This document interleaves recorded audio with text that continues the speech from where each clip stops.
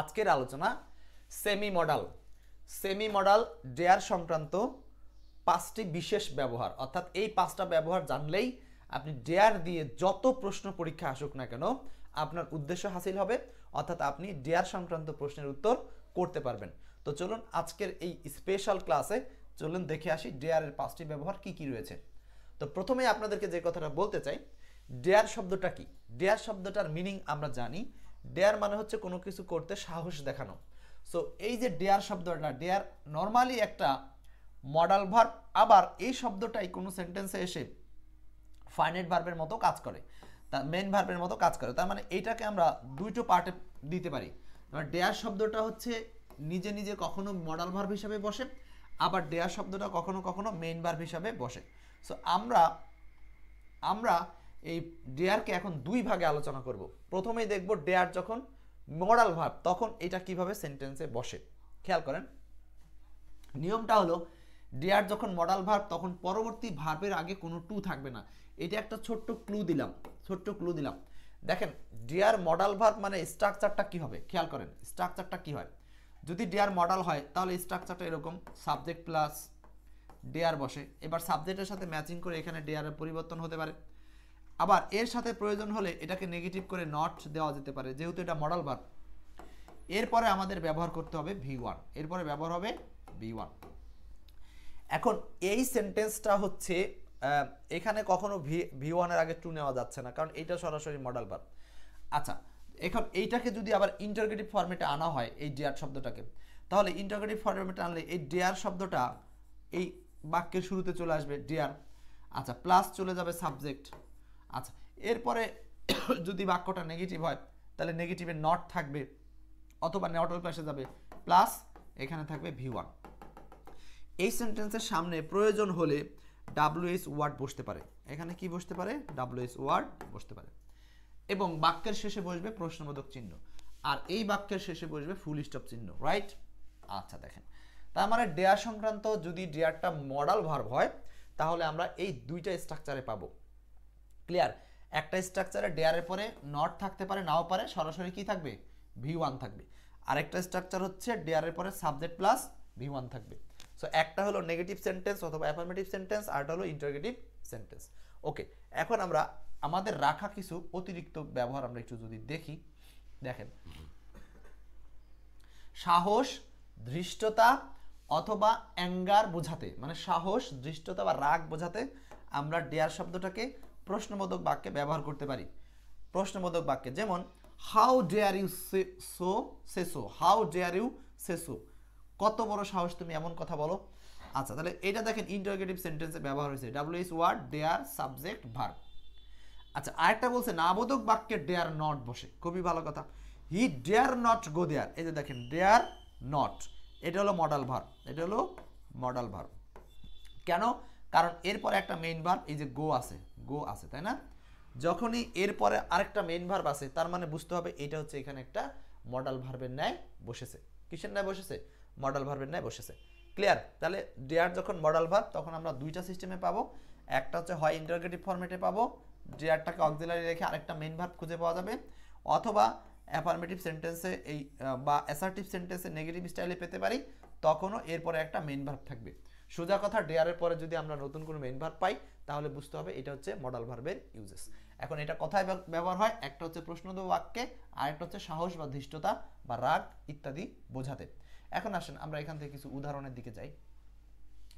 আমরা এই যে নর্মাল ইউজেস বললাম, এখন আমরা যে 5টা স্পেশাল ব্যবহারের কথা বলছিলাম, সো এই মডাল ভার্বের ক্ষেত্রে কয়েকটা স্পেশাল ইউজেস আছে, আমরা সেটা একটু একটা করে দেখে নেই।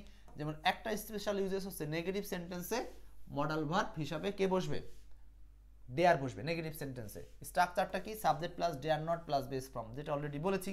তার মানে he dare not speak against the authority, মানে সে কর্তৃপক্ষের বিরুদ্ধে কথা বলার জন্য সাহস করে না। এইখানে দেখেন, তার মানে আমরা ডেয়ারের একটা স্পেশাল পেলাম, সেটা হচ্ছে নেগেটিভ সেন্টেন্সে ডেয়ার বসে। আরেকটা উদাহরণ দেখেন, he dare not go there alone, মানে সে সেখানে একাকী যাওয়ার সাহস করে না। এইটা আরেকটা উদাহরণ দেখলাম। তারপর নেগেটিভ সেন্টেন্সে আমরা ডেয়ারের ব্যবহার দেখলাম।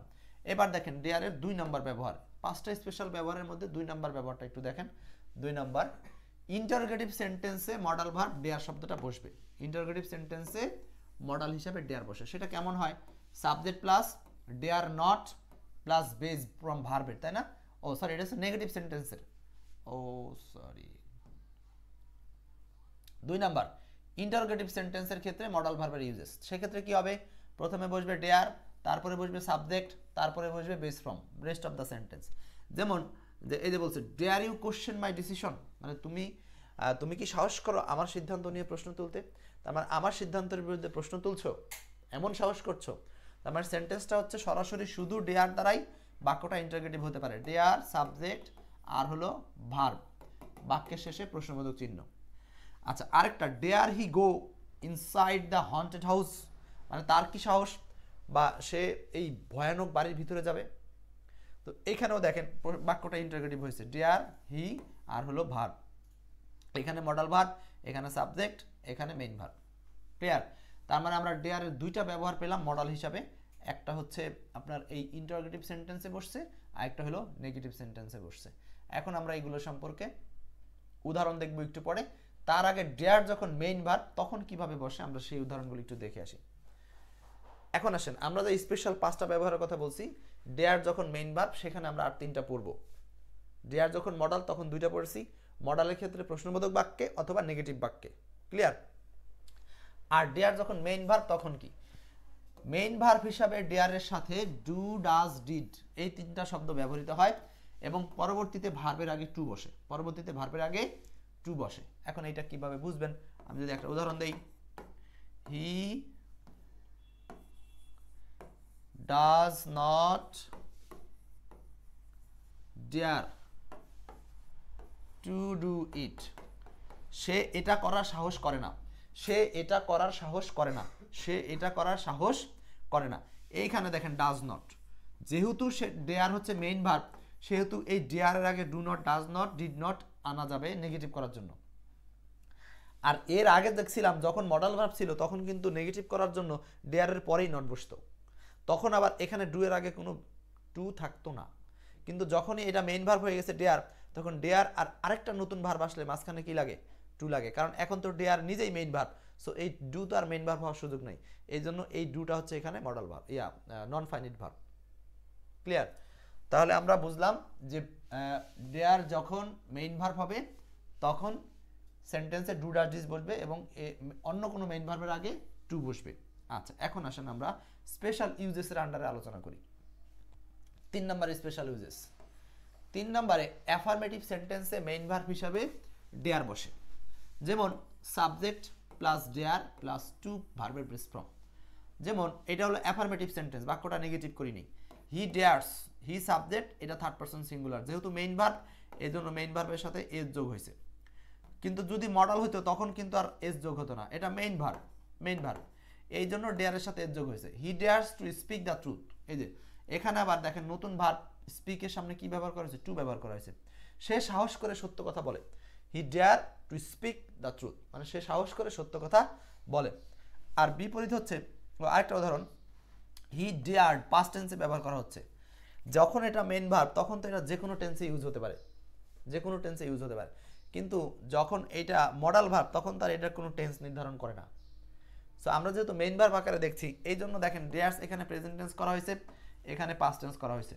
তার মানে he dares to challenge the system, তার মানে সে এই সিস্টেমটাকে চ্যালেঞ্জ করার সাহস করেছিল। সে এই সিস্টেমটাকে চ্যালেঞ্জ করার সাহস করেছিল। ওকে, তার মানে আমরা ডেয়ারের স্পেশাল 3 নাম্বার দেখলাম, অ্যাফার্মেটিভ সেন্টেন্সে মেইন ভার্ব হিসাবে ডেয়ারের ব্যবহার। 4 নাম্বার দেখেন, 4 নাম্বার বলছে নেগেটিভ সেন্টেন্সে মেইন ভার্ব হিসাবে ব্যবহৃত। নেগেটিভ সেন্টেন্সে মেইন ভার্ব সাবজেক্ট প্লাস এই যে ডেয়ার শব্দটা আমরা আগে দেখছিলাম অ্যাফার্মেটিভ সেন্টেন্সে, আর এখন যখনই নেগেটিভ তখন এটাকে চাইলে ডু, ডাজ, ডিড সাবজেক্ট অনুযায়ী অথবা টেন্সের সাথে ম্যাচ করে এখানে ডু, ডাজ, ডিড যে কোনো একটা বসতে পারে। এই ক্ষেত্রেও ডেয়ারের পরে কি লাগবে? টু প্লাস অন্য কোনো ভার্ব প্রয়োজন হতে পারে, টু প্লাস অন্য কোনো ভার্ব প্রয়োজন হতে পারে। ঠিক আছে, আচ্ছা উদাহরণ দেখি। He does not dare to interrupt the meeting. He does not dare মানে হচ্ছে কি সে সাহস করে না, টু ইন্টারাপ্ট দ্য মিটিং মানে মিটিংটি বাধাগ্রস্ত করতে বা মিটিংয়ে বাধা দিতে সে সাহস করে না। পরেরটা, হি ডিড নট ডেয়ার মানে সে সাহস করলো না টু এক্সপ্রেস হার ফিলিংস মানে তার অনুভব প্রকাশ করার জন্য। হি ডিড নট ডেয়ার সে সাহস করলো না টু এক্সপ্রেস হার ফিলিংস তার অনুভূতি প্রকাশ করার সাহস করলো না। তার মানে ডেয়ারকে আমরা দেখলাম যে অ্যাফার্মেটিভ সেন্টেন্সে ইউজ হতে পারে মেইন ভার্ব হিসাবে, নেগেটিভ সেন্টেন্সে ইউজ হতে পারে। তো নেগেটিভ সেন্টেন্সে ইউজ হলে কি করব, ডু ডাজ ডিড এইগুলো আনবো, তার সাথে নট বসাবো টেন্স অনুসারে এবং সাবজেক্ট অনুসারে। সাবজেক্ট যদি হি হয় তাহলে ডাজ, আবার পাস্ট টেন্সে ডিড, এরকম করে। ঠিক আছে, আচ্ছা এগুলো নর্মাল বেসিক আপনাদের আছে। এখন আসেন স্পেশাল ইউজেস 5। ডেয়ার এর 5 নাম্বার স্পেশাল ইউজ হচ্ছে চ্যালেঞ্জ বা প্রভোকেশন মানে ইডিওমিক এক্সপ্রেশন, মানে কোনো বিষয়ে কেউ যদি চ্যালেঞ্জ শো করে সেই ক্ষেত্রে আমরা ডেয়ারটাকে কি ব্যবহার করি। যেমন I dare you to touch that snake, আমি তোমাকে চ্যালেঞ্জ করছি সেই সাপটিকে ছুঁতে। তার মানে কি আই ডেয়ার ইউ মানে আমি তোমার প্রতি সাহস ছুঁড়ে দিলাম টু টাচ দ্যাট স্নেক, আমি বলতেছি তোমার যদি সাহস থাকে তাহলে তুমি ওই সাপটাকে ছুঁয়ে দেখো। ক্লিয়ার? তার মানে এইটা হচ্ছে ইডিওমিক এক্সপ্রেশন বা এটাকে কি বলা হয়, চ্যালেঞ্জ দেওয়া অর্থে। আরেকটা, how dare you talk to me like that, তোমার কি সাহস যে তুমি আমাকে এইভাবে কথা বলো। এই যে হাউ ডেয়ার ইউ তোমার কি সাহস বা কত সাহস, টক টু মি লাইক দ্যাট আমার সাথে এইভাবে কথা বলো। তার মানে এইটা কি চ্যালেঞ্জ ছুড়ে দিচ্ছে অথবা এটা হচ্ছে সাহস প্রকাশ করছে। ঠিক আছে, তুমি কিভাবে এত সাহস দেখি আমার সঙ্গে এমনভাবে কথা বলো, হাউ ডেয়ার ইউ, হ্যাঁ how dare you say like that, এরকম। তার মানে আমরা দেখলাম যে ইন্টারোগেটিভ সেন্টেন্সেও কিন্তু এই ডেয়ার শব্দটা ব্যবহার হতে পারে। সেক্ষেত্রে এই ডেয়ার শব্দটা এখানে মডাল হিসাবে আছে। কিন্তু এখানে আরেকটা জিনিস খেয়াল করেন, এই যে যখন এইটা চ্যালেঞ্জ দিচ্ছি বা প্রভোকেশন করছি তখন এখানে দুইটা কেস ঘটছে। এখানে এইটা আছে মেইন ভার্ব হিসাবে আর এখানে এটা আছে মডাল ভার্ব হিসাবে। এটা বুঝছেন কিনা আপনারা, আমি একটু আবার বুঝাই যদি জিনিসটা। এই সেন্টেন্সটাতে সাহস বোঝাতে এইখানে ডেয়ার শব্দটা হচ্ছে মডাল ভার্ব, কারণ এখানে একটা নতুন মেইন ভার্ব আছে। আর এই সেন্টেন্সটাতে সাহস বোঝাতে এখানে ডেয়ার শব্দটা মেইন ভার্ব, কারণ এরপরে যে অন্য একটা মেইন ভার্ব আছে সেটা টু দিয়ে আছে। তাহলে এটা যেহেতু মেইন ভার্ব এই জন্য পরেরটা টু আছে, আর এটা যেহেতু মডাল ভার্ব তো মডাল ভার্বের পরে ভার্বের বেস ফর্ম বসে, এই জন্য এটা ভার্বের বেস ফর্ম আকারে আছে। তার মানে আরেকটা জিনিস বুঝলাম যে চ্যালেঞ্জ বা প্রভোকেশন বা ইডিওমিক এক্সপ্রেশনগুলো সাধারণত এইভাবে যদি সাহসিকতার সাথে ব্যবহার করা হয় তাহলে এটা মডাল ভার্ব, ডেয়ার মডালও থাকতে পারে মেইনেও থাকতে পারে। সো ডেয়ার মডালে থাক আর মেইনে থাক সেটা হলো গ্রামারের বিষয়, কিন্তু মূল বিষয়টা হচ্ছে ডেয়ার মানে হলো কোনো কিছু সাহস করা বা সাহস দেখানো। ব্যাস, এবার আসেন আমরা এগুলো সম্পর্কে একটু প্র্যাকটিসে যাব এক এক করে। বলেন প্রথম প্র্যাকটিসটা। এতক্ষণ যা কিছু বুঝালাম এটা ছিল আমার পক্ষ থেকে, এখন হচ্ছে আমরা একসাথে আলোচনা করব আমি আপনি মিলে। হি ডেয়ার গো দেয়ার, কি হবে আনসার, একদম ঝটপট উত্তর করে দিতে হবে। হি dare go there, he dare go there, he dare গো দেয়ার। এখানে দেখেন এই যে ডেয়ার শব্দটা, তাই না, ডেয়ারের পরে ভার্বের বেস ফর্ম হবে, খুবই সহজ।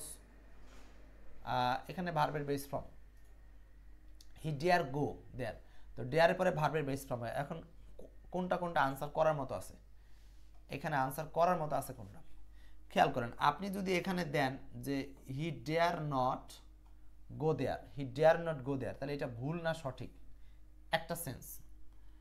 B number he dare to go, এটা ভুল। কেন ভুল? দেখেন এই যে ডেয়ার যদি মডাল হয় তাহলে এখানে টু গো হবে কেন? আবার যদি মেইন ভার্ব হয় তাহলে তো এখানে হি এর সাথে ডেয়ার একা বসে না, ডেয়ার হওয়ার কথা ছিল। তার মানে এটা দুই দিক থেকেই ভুল। একটা হচ্ছে ডেয়ার যদি মেইন ভার্ব হয় তাহলে এস লাগবে, আর ডেয়ার যদি মডাল হয় তাহলে এখানে টু লাগবে না। তার মানে দুই দিক থেকে এটা ভুল, কোনো দিক থেকেই হলো না। পরেরটা হি ডেয়ার্স গো, ডেয়ার্স এখানে যদি এস দিবে তার মানে কি, এস দেওয়া মানে কি এটা মেইন ভার্ব, মেইন ভার্ব হয়ে যাওয়া। আর যখন এটা মেইন ভার্ব তখনই কি এর পাশে আরেকটা মেইন ভার্ব বসতে পারবে, নাকি মাঝখানে একটা টু দরকার ছিল? বুঝাতে পারছি? তার মানে হি থার্ড পারসন সিঙ্গুলার, তো ডেয়ার যখন এস যোগ করছে, এস যোগ করা মানে কি এটা আসলে মেইন ভার্ব হয়ে গেছে। কারণ আমরা তো মডালের সাথে এস যোগ করি না, আমরা তো কখনো বলি না হি ক্যানস বলি, আমরা কখনো বলি যে হি শুডস বলি না, তো তার মানে মডালের সাথে এস যোগ হয় না। অতএব এখানে ডেয়ার্সের সাথে এস যোগ হয়েছে, বোঝা যাচ্ছে এটা মডাল না। আচ্ছা যদি মডাল না হয় তাহলে মেইন ভার্ব, আচ্ছা একটা মেইন ভার্ব আর একটা মেইন ভার্ব পাশাপাশি বসছে কিন্তু মাঝখানে টু নাই, অতএব এইটাও ভুল। D number he daring to go there, সরাসরি ভার্বের সাথে আইএনজি হওয়ার কোনো সুযোগ সাবজেক্টের পরে নাই, অতএব এটাও ভুল। সো এখানে একটাই অ্যান্সার, সেটা হচ্ছে এই নাম্বারটা, হি ডেয়ার নট গো। এই ডেয়ার নট এখানে মডাল ভার্ব হিসাবে আছে, যেমন can not, could not, should not, এরকম চিন্তা করলেই তো বুঝতেছেন যে হি ক্যান নট বা হি কুড নট। হ্যাঁ, তারপরে হচ্ছে ভার্বের বেস ফর্ম, ভার্বের বেস ফর্ম। সো এই প্রশ্নের উত্তরটা হচ্ছে A number. Next 75, he dare not touch me. এখানে ডেয়ার কি, he dare not touch me, এখানে ডেয়ার শব্দটা কি? He dare not touch me, এখানে খুব সিম্পলি আগেরটার মতোই, ডেয়ারের পরে নট আছে, তারপরে ভি1 আছে, অতএব এটা হচ্ছে ক্যান নট, কুড নটের সাথে মনে মনে চিন্তা করেন, পেয়ে যাবেন যে হি ক্যান নট টাচ, তার মানে এখানে কি, এটা মডাল ভার্ব, এটা হলো মডাল। এটা কোন ভার্ব? Modal verb. এখন অপশনে তো সরাসরি মডাল ভার্ব আছে, আবার সেমি মডালও আছে, কি দিবেন? সো আমরা এটাকে নর্মালি সেমি মডাল হিসেবে চিনি, তাই এখানে সেমি মডালই ব্যবহার করব। সো এটার উত্তর হচ্ছে সেমি মডাল ভার্ব। অপশনে সেমি মডাল না থাকলে আপনি মডাল দিতে পারতেন। সেমি মানে অর্ধ, অর্ধ মডাল, অর্ধ মডাল মানে এটা হচ্ছে না মডাল না main. 76, which can be used both as a modal and a main verb. একদম সহজ কথা, যা পড়তেছিলাম সেটা, মানে ডেয়ার, ডেয়ারটা মডালও হতে পারে, মেইন ভার্বও হতে পারে। 77 বলছে যে আইডেন্টিফাই দ্য কারেক্ট সেন্টেন্স। সে এটা করার সাহস করে না, এখানে কোনটা সঠিক সেন্টেন্স হবে? হি ডেয়ার্স নট টু ডু। আচ্ছা, ডেয়ার্স মেইন ভার্ব বানাই ফেলছে, এখানে এস দিছে, তো মেইন ভার্ব বানাইলে পরে নট হয় না, নট হতে পারে ডেয়ারের সামনে। হি ডেয়ার নট ডু। আচ্ছা, যদি এইটা দেন আপনি ডেয়ার নট, হ্যাঁ দিতে পারেন, কারণ এইটাকে যদি মডাল বলি, তারপরে মডালের পরে নট, মানে হি ক্যান নট ডু, এটা হতে পারে, সমস্যা নেই। পরেরটা আসি, হি ডাজ নট ডেয়ার, এইখানে এটা কি হতে পারে? Does not dare to do it. কেন, এটাও তো করা যেতে পারে। কিভাবে? আমি যদি এখানে ডেয়ারকে মেইন ভার্ব ধরি, ডেয়ারকে যদি আমরা মেইন ভার্ব ধরি, ও সরি এখানে বানানোতে ভুল আছে, ডি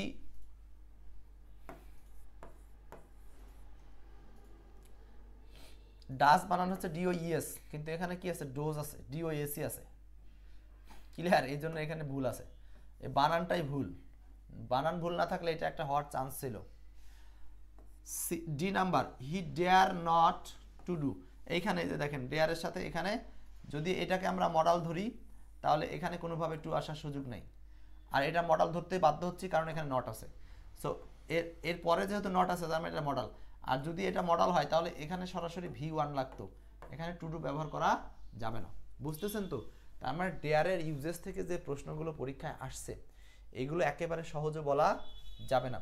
সো আপনারা একটু ক্লাসটা শেয়ার করে দিবেন, ডেয়ার সংক্রান্ত এরকম ক্লাস কিন্তু কোথাও পাবেন না আপনারা। 78 number, how dash you break the rule. এটা হলো সাহস বোঝাতে আমরা কি ব্যবহার করব? How dare you break the rule. How dare মানে আমরা যদি এখানে ডেয়ার ব্যবহার করি, তাহলে মিনিং, এই ডেয়ারটা কোন ভার্ব? মডাল। কেন? কারণ এই যে ডেয়ারের পরে ব্রেক আছে, ব্রেক হলো ভি1, ব্রেক হলো ভি1, মানে হলো ইন্টারোগেটিভ সেন্টেন্সে এটা হলো ভার্বের বেস ফর্ম, আর সাবজেক্টের আগে চলে আসছে এই মডাল ডেয়ার, মডালটা ডেয়ারটা সামনে চলে আসছে। ওকে, নেক্সটে আসো। আচ্ছা, এতক্ষণ যা দেখলাম এগুলো বিগত সালে আসা উদাহরণ। এখন এই টাইপের আরো কিছু নতুন উদাহরণ দেখেন। 1 নাম্বার বলছে মডাল ভার্ব হিসাবে ডেয়ার ব্যবহারের সঠিক বাক্য কোনটি? এবার আপনারা বলেন কি হবে এটার উত্তর।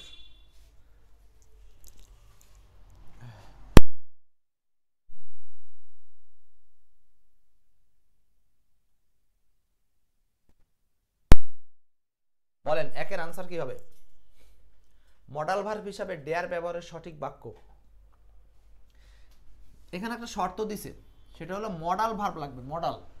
সো এখানে মডাল কোনটা? হি ডাজ নট, আপনি ডু নট, ডাজ নট, নটের পরে যখন ডেয়ার দিবেন তখন আর সেটা মডাল থাকে না, সেটা মেইন হয়ে যায়, এটা হবে না।